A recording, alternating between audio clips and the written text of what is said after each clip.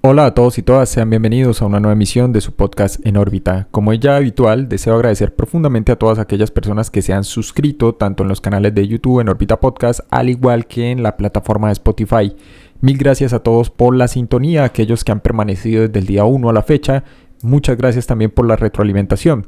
Antes de entrar en materia, mis queridos podescuchas, quería recordarles que el curso base, experiencia fuera del cuerpo, entre comillas, viajes astrales y sueños lúcidos, es 100% personalizado, programable, con horarios flexibles, acordes a la carga, latitud, diferencia horaria de cada quien. Aquellos que estén interesados pueden contactar vía Telegram, hacerlo al móvil más 57, que es el indicativo 317-467-2378, o también a los correos de contacto en orbitapodcast1@gmail.com o hacerlo al correo academiadeproyeccionastral@gmail.com.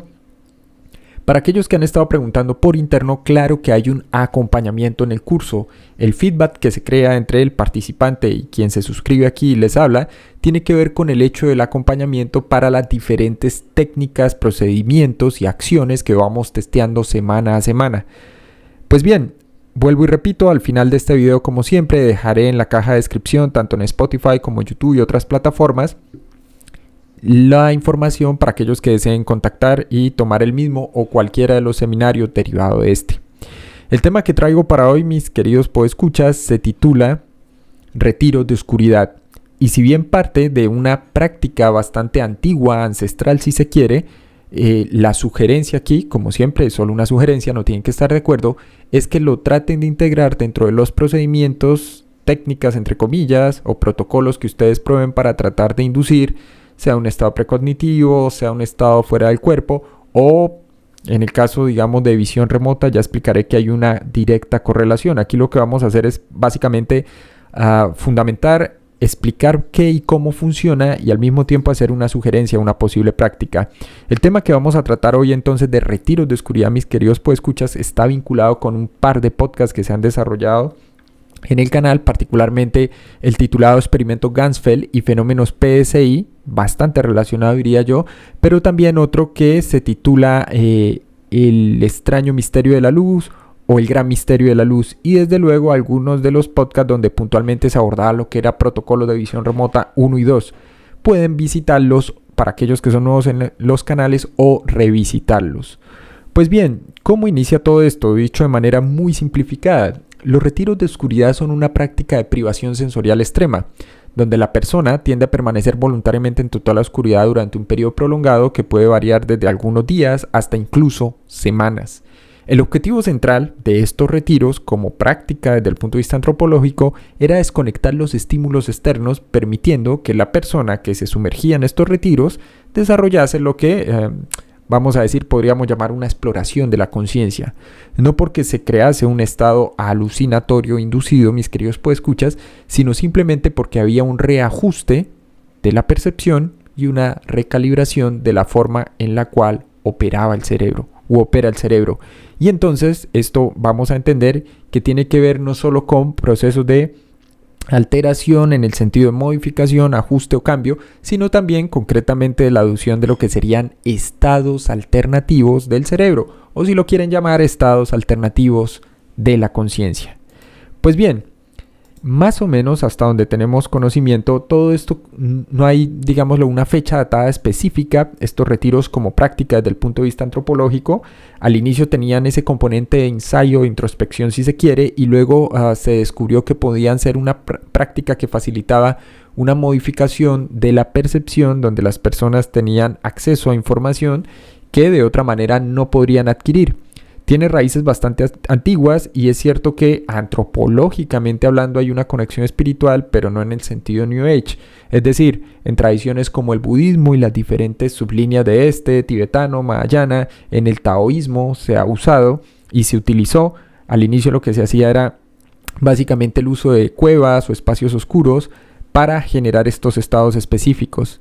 En el contexto moderno, sin embargo, hay que señalar, mis queridos podescuchas, que estos retiros comenzaron a ganar popularidad, sobre todo en Centroamérica, algunas partes de Europa y particularmente algunas regiones en Estados Unidos, más o menos hacia mediados del año 2019 a la fecha.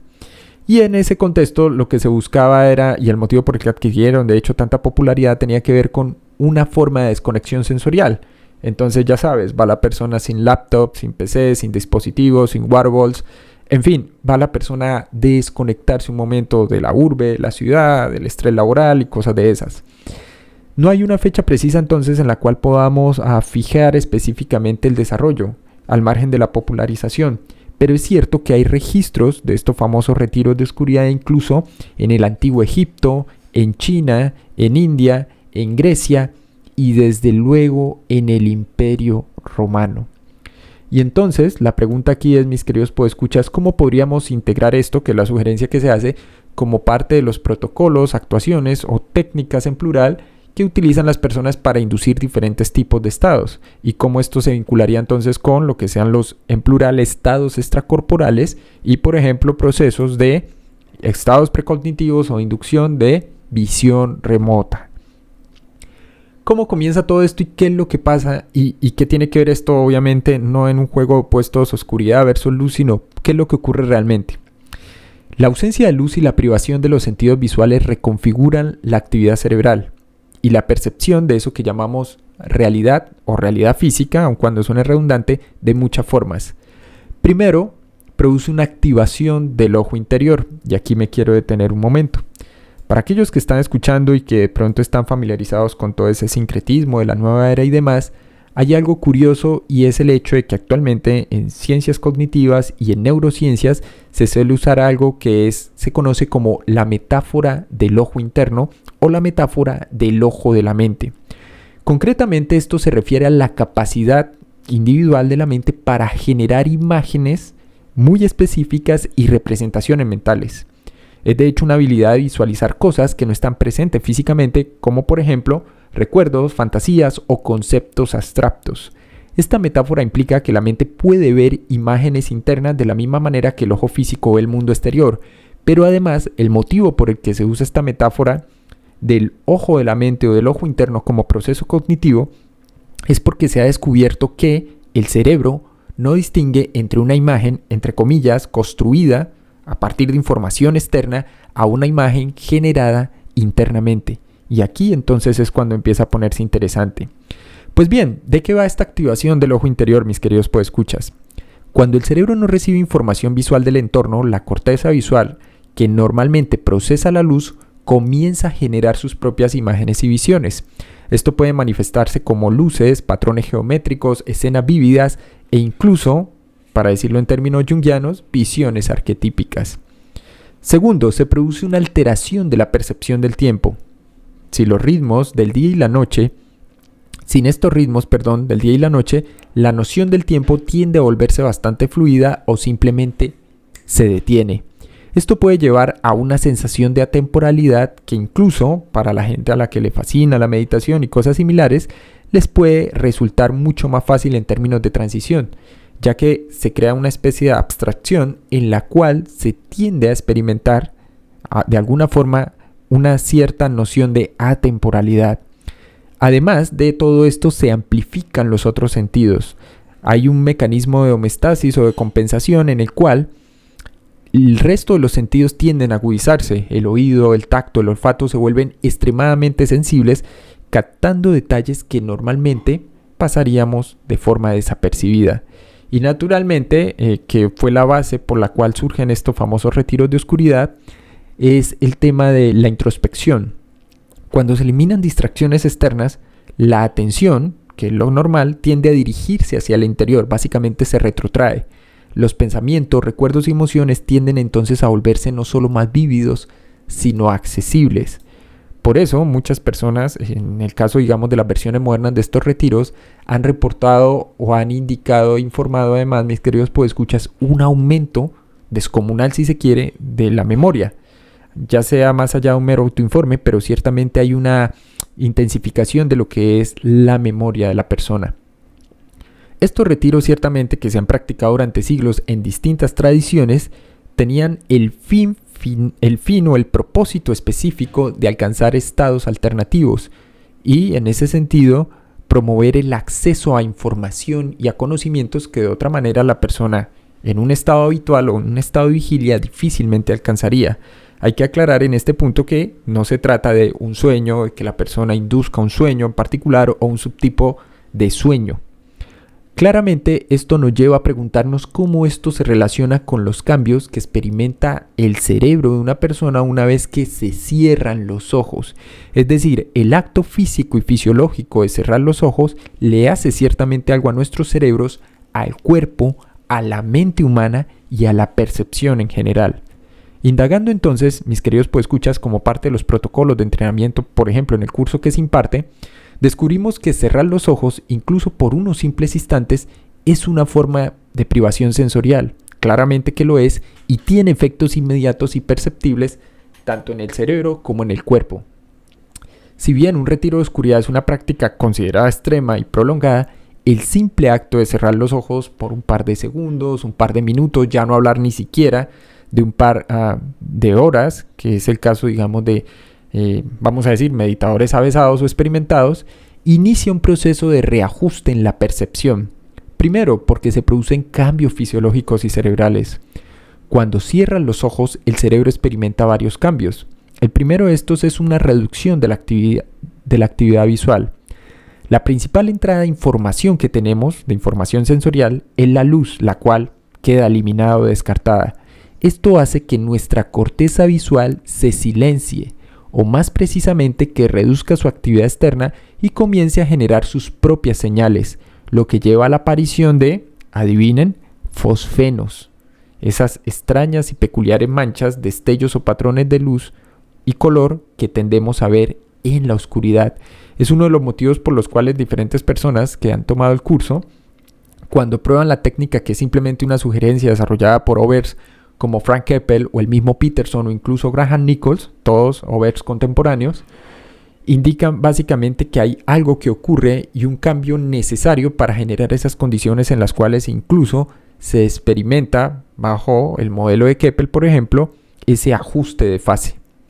Ahora bien, ¿qué otros cambios se producen? Hay activación de otras áreas del cerebro.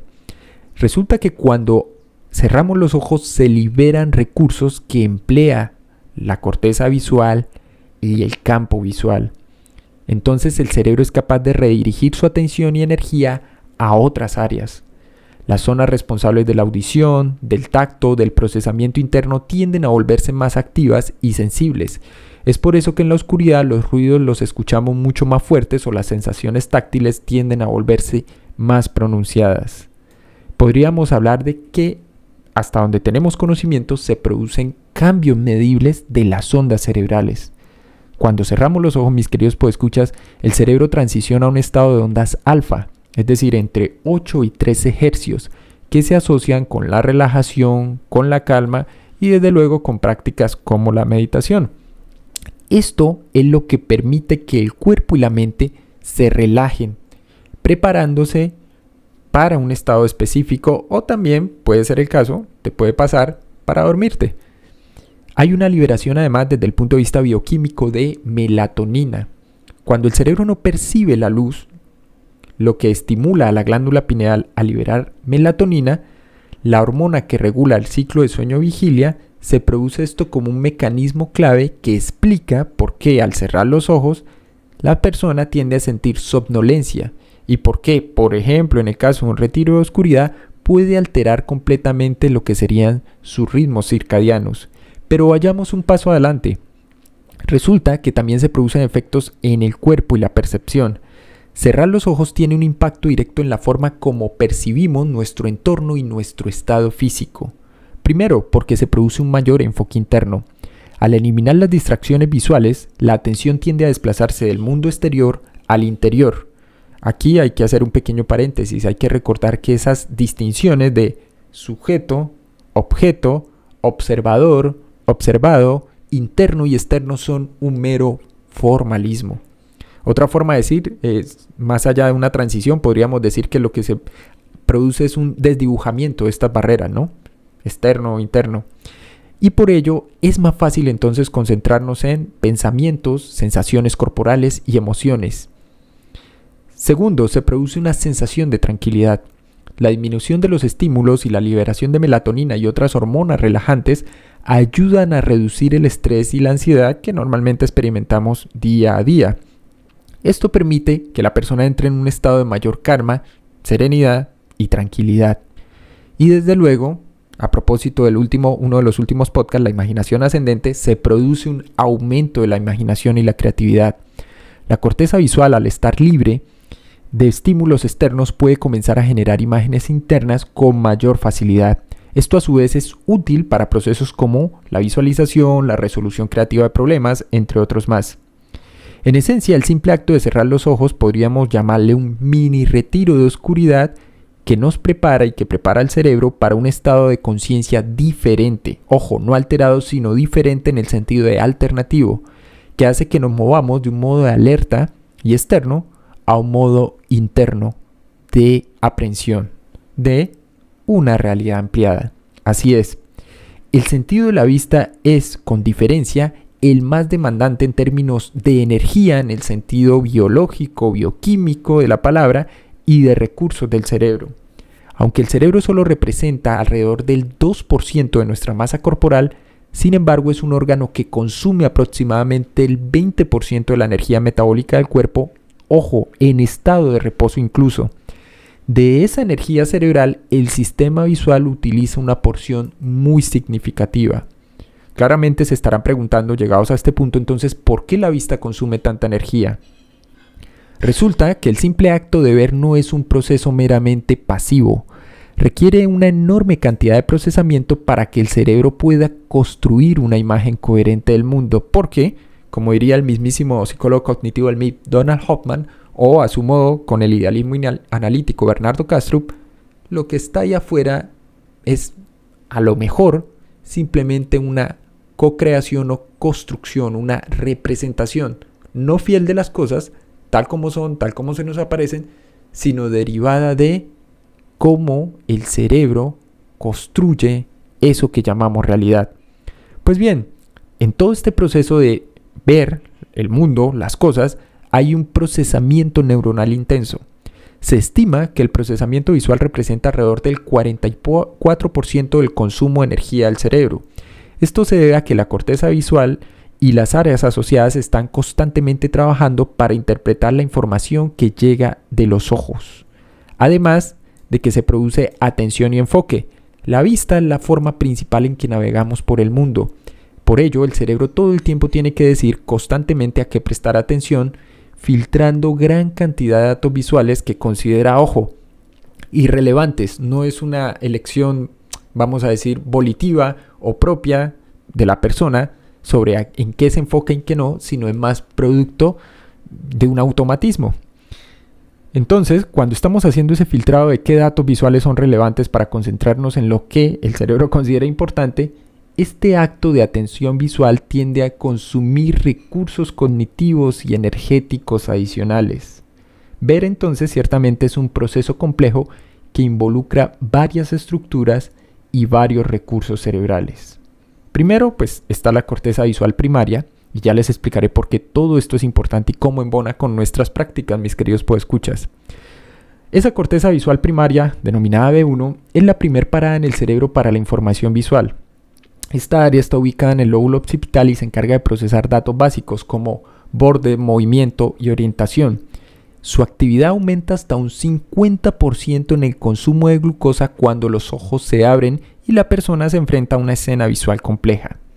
Luego ocurre un procesamiento jerárquico, es decir, la información visual se procesa de forma jerárquica. Después de B1, esa información viaja a otras áreas del cerebro que se especializan en tareas más complejas como la percepción del color, el movimiento y el reconocimiento de objetos y rostros, que eso, hasta donde sabemos, lo hace la corteza temporal inferior.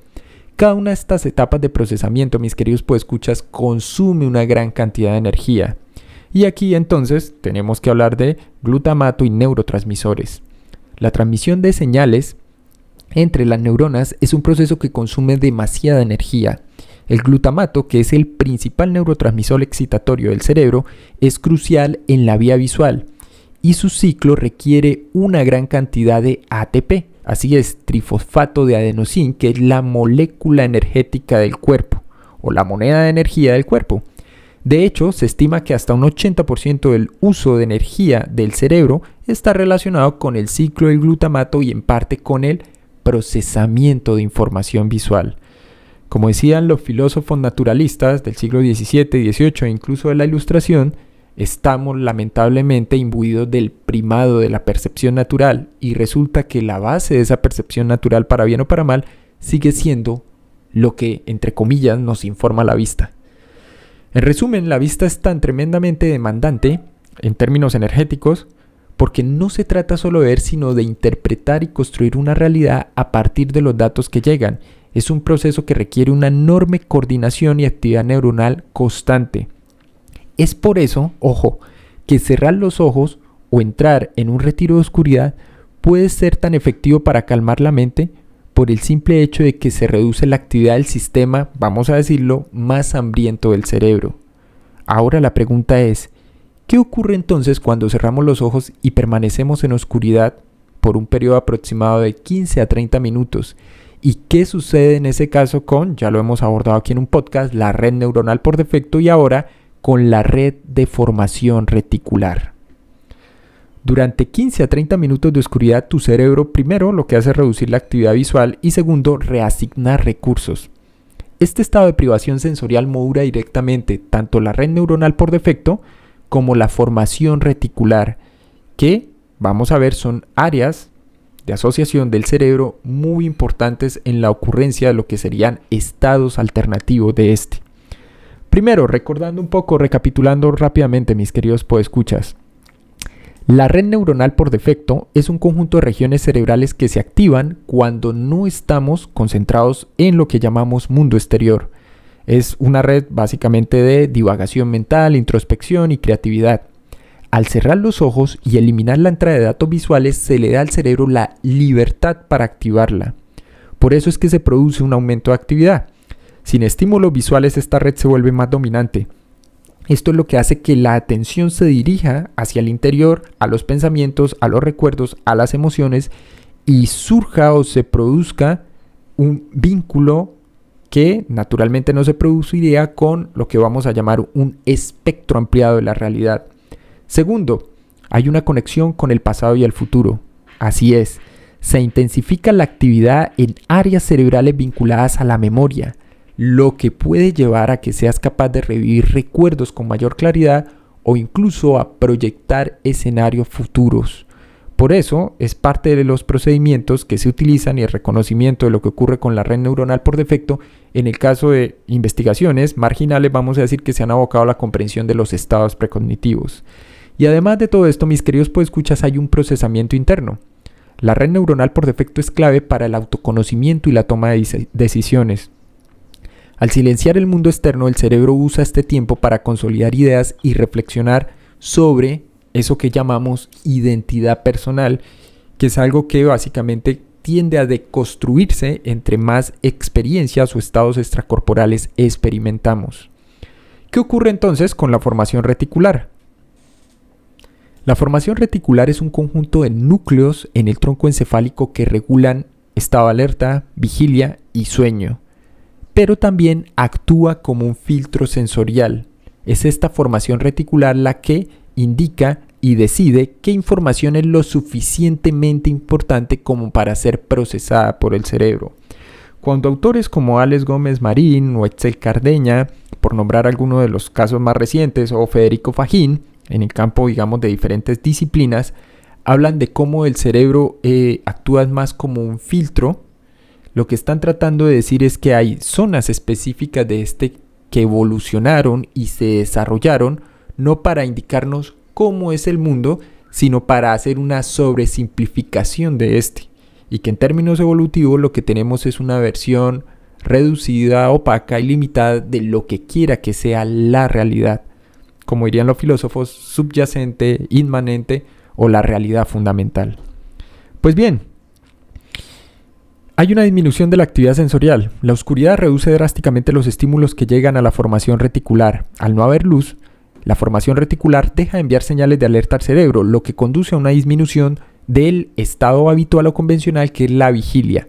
sin que, ojo, por ello la persona caiga en un estado de sueño o de sueño profundo, ni tampoco de sueño ligero. Segundo, hay una transición a la relajación.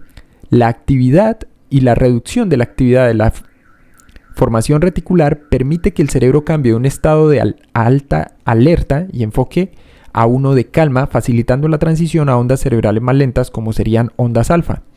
Tercero, hay una regulación del ciclo circadiano. La ausencia de luz, incluso por poco tiempo, le indica a la formación reticular que es hora de liberar melatonina, que es la hormona del sueño. Aunque 30 minutos no alterarán por completo el ciclo de sueño-vigilia de una persona, se iniciarán este proceso haciendo que el cuerpo y la mente se sientan más relajados y preparados para lo que sería una forma de descanso, ojo, sin que se induzca el sueño. No es una forma de sueño.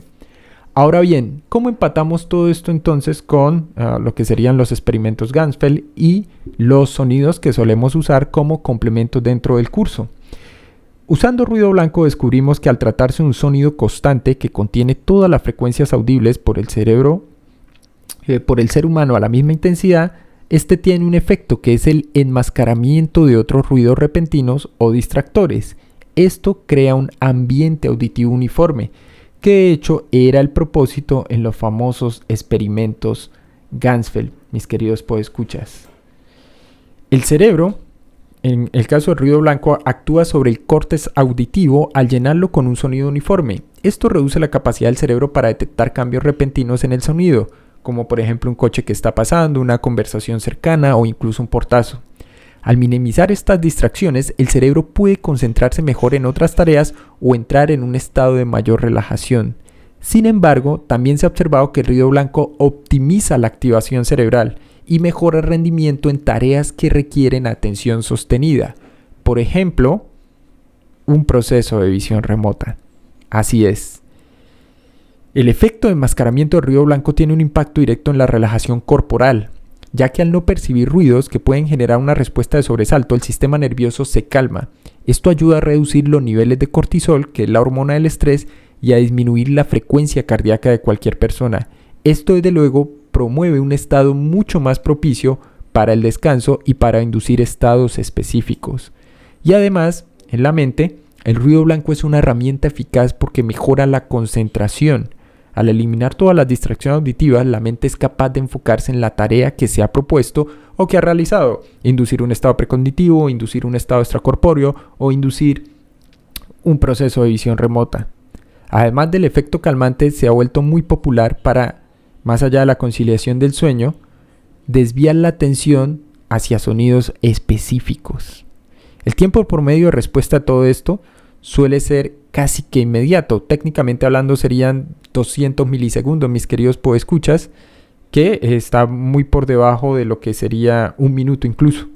Los efectos del ruido blanco en el cerebro y la percepción son inmediatos. Al instante de activarlo o exponerse a este, el cerebro comienza a procesar el sonido uniforme y a usarlo para enmascarar otros ruidos. La sensación de tranquilidad o mayor enfoque se perciben en los primeros segundos, como ya lo indiqué, o incluso minutos. Para usos más específicos, normalmente se sugieren entre 15 a 30 minutos de exposición, que es el protocolo que hemos desarrollado en lo que hemos llamado protocolo de retiro de oscuridad. Pues bien, el ruido blanco, que se usaba con frecuencia en los experimentos Ganzfeld, permitía crear ese ambiente de privación sensorial tan propicio para la inducción de lo que los investigadores alemanes en su momento llamaron fenómenos PSI.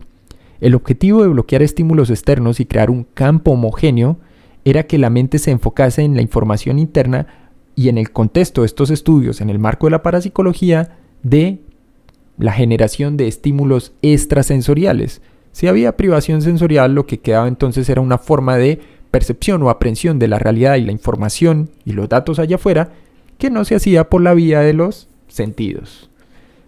El Ganzfeld, que en alemán significa campo uniforme o campo entero o campo unificado, fue un método usado en la investigación de percepción extrasensorial y se diseñó para inducir un estado de conciencia alterado o alternativo similar al de los estados vinculados con visión remota. Eso es lo que se conoce como enfriamiento.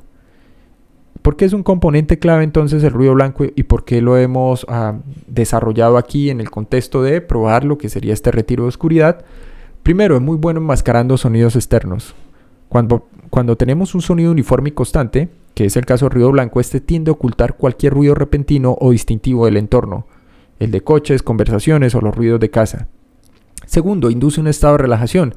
Al eliminar las distracciones auditivas, el ruido blanco ayuda a calmar la mente y el cuerpo, facilitando un estado de relajación que es profundo y necesario para estos estados. Esto a su vez reduce la actividad de la formación reticular que regula el estado de alerta y permite que el cerebro transite a ondas cerebrales más lentas. Tercero, permite la introspección. Al reducir esos estímulos, la mente lo que hace o se ve obligada es a enfocarse hacia adentro. Es una forma de decirlo, hacia adentro, no es que haya, ya lo dijimos, una distinción entre adentro y afuera. Esto a su vez aumenta la actividad de la red neuronal por defecto, que como hemos visto se encarga de lo que sería una modificación o un reajuste o recalibración de la percepción. Este estado entonces alternativo es el ideal para que el receptor pueda captar información de cualquier forma, y por eso hay una asociación entre, digamos, la replicación de experimentos Ganfeld para inducir, potenciar o mejorar procesos de visión remota. Pues bien, mis queridos podescuchas, este es el podcast que traía para hoy. Aquellos que estén interesados en testear y probar el protocolo denominado reinicio sensorial basado en un semi-retiro de oscuridad, pueden contactar al más 57 317 467-2378 o hacerlo a los correos de contacto en orbitapodcast1@gmail.com o academiadeproyeccionastral@gmail.com. Mil gracias a todos por escuchar, espero que haya sido del agrado de todos ustedes y nos veremos en una próxima emisión.